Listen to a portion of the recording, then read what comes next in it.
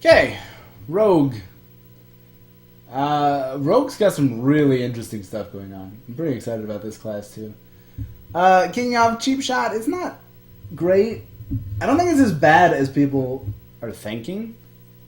Rogue doesn't really have good AoE. Rogue has Fan of Knives, which kind of sucks, honestly. Like, Fan of Knives is mostly good because it draws you deeper. Like, Auctioneer, Prep, Fan of Knives is kind of like the cliche series of moves there that's really good together. So, like, in Rogue, Fan of Knives is fine. But honestly, it's mostly fine because what else do you have? You have, like, Vanish, which isn't much of an AoE. They're just going to play shit again. Vanish is only really good for buying a little bit of time, or if you're just going to kill them with the Vanish. So, and there's not much else. Not much else. So, this sort of fills that void a little bit. It's not great. I'm not going to be like, oh, this is the best card ever. But, like spending your turn shooting a bunch of things. You can spread the damage out however you want in 2 damage increments. It's like you can deal, 6 to one thing and 2 to 2 other things. Or like 4 to do 2 different things on turn 8. I think it's pretty reasonable, honestly. It's pretty reasonable. And it might actually be good when we get down to Mist Wraith. Like, I don't know. We'll see. I think the card's not crazy, but I think it's pretty reasonable, honestly. It's pretty reasonable for a class that has, like, no AoE options that are any good. Just to have something that can be cheap single target removal or a more expensive, pretty shitty AoE later. But again, they don't have any AoEs. So you take what you can get. So I think it'll probably see some play. Pickpocket, Echo, get a bunch of cards.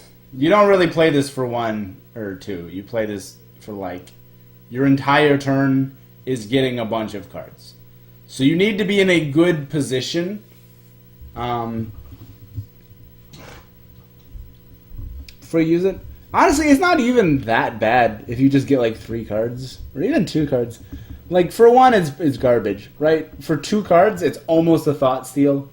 It's a little bit worse than taking from your opponent's deck. Getting just random cards, random class cards is typically not nearly as good as the Priest form of stealing. So it's worse than Thought Steal in both effect and price. But then you can scale it up to whatever the 5-mana Thought Steal is. That I've totally forgotten the name of.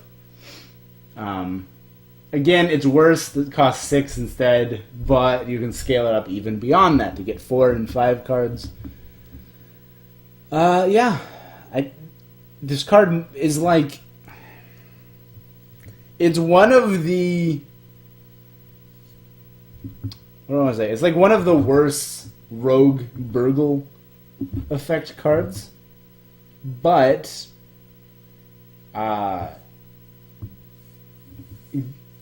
like, it's not so bad that you can't use it, and it might be worth using it when we get down to test. Blink Fox, on the other hand, is amazing. This is like a Curious Glimmerroot, but you never get it wrong. But the card's usually worse. But you never get it wrong. You usually never get Glimmerroot wrong either, but whatever. Blink Fox. Play it. It's just fucking great. This card's awesome. If you have room for it, put it in your deck. It's awesome. Cutthroat Buccaneer. I mean, there's nothing special here. Just more weapon buffs. I mean, it's notable that Kingsbane decks are losing a lot of their weapon buffs. They're losing the 4/4. I think Naga was also Gadgets in, right? So I think they're losing both 4-drops that would buff their weapon. So this kind of fills the void. I think this is a lot worse than Naga Corsair.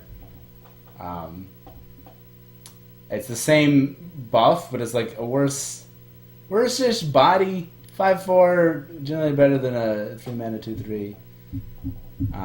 But also, Naga's easier to play on curve. Like, you can just kind of play it on 4 and be fine, because this is the combo. You can't really play this on 3, and a lot of times you can't really play it on 4 either, so this is like a turn 5 or later thing, and that can slow you down.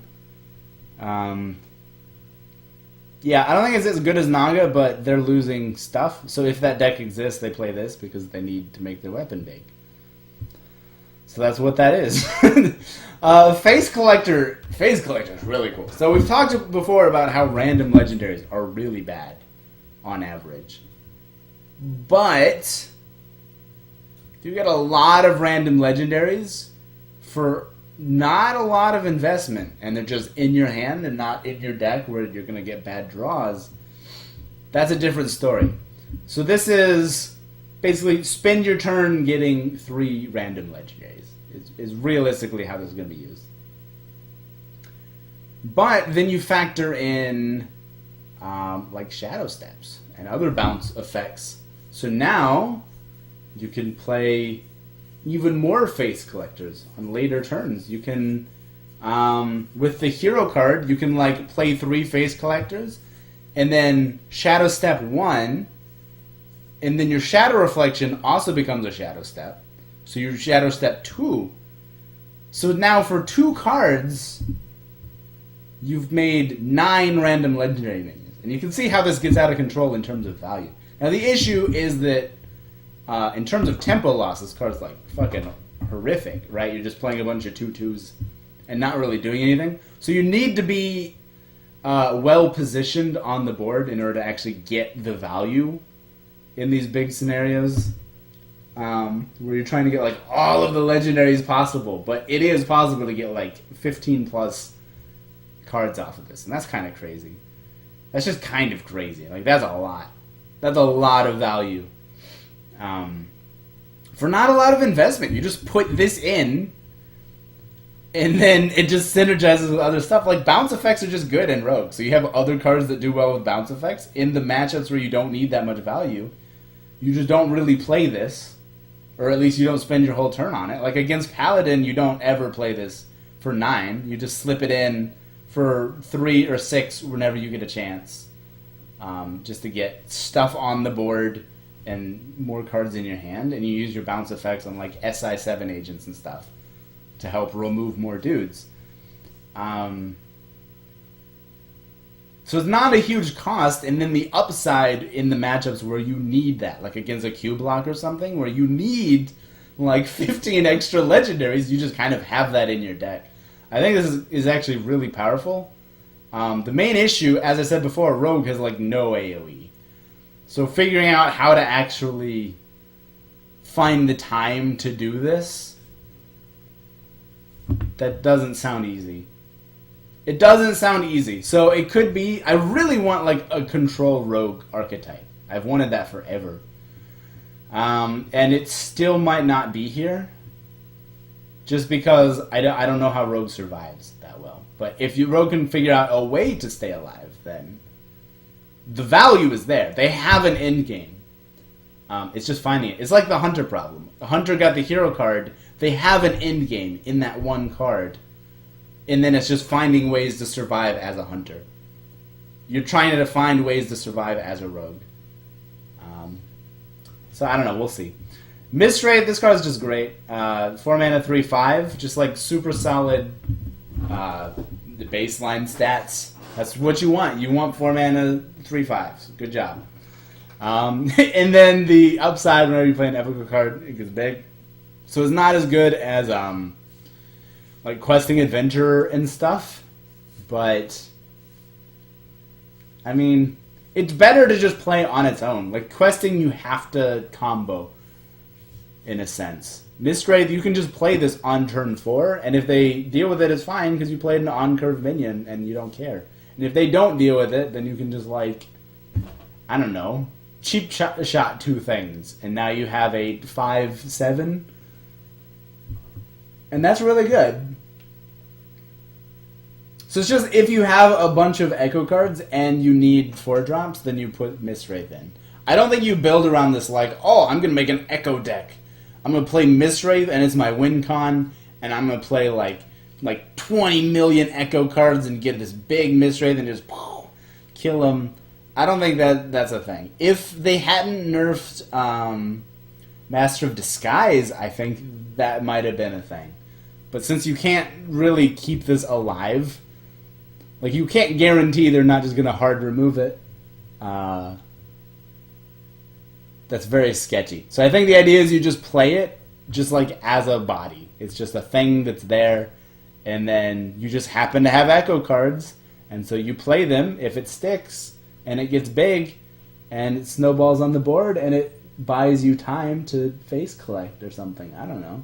But the card's good. Like, I don't know where the home is, but it's good. It's just a good card. Spectral Cutlass isn't, though. 4 mana, 2/2 lifesteal weapon. Whenever you play a card from another class, get +1 durability. Why wouldn't you just... Why? Dude, Kingsbane exists. Kingsbane can be like a 15/5 lifesteal weapon. Why would you ever be like, oh, I can get this up to like a 2/5 lifesteal for 4 instead of 1? What is this card even doing? Why does this... I don't know why this card even exists. This card could be like a 3/2. If this card were a 3/2, I think it'd actually be pretty good. But like 2/2, it's just like, it's not healing you enough. What you need as a rogue is healing, so it's appealing in that way. But this isn't even your best lifesteal weapon by a mile. I don't understand this. This card just seems fucking garbage to me. I don't know why they do that. Like, it's... I'm not done ranting about this. It's so offensive. They keep printing these bad weapons in Rogue, and it's just so offensive because they synergize so poorly with the hero power.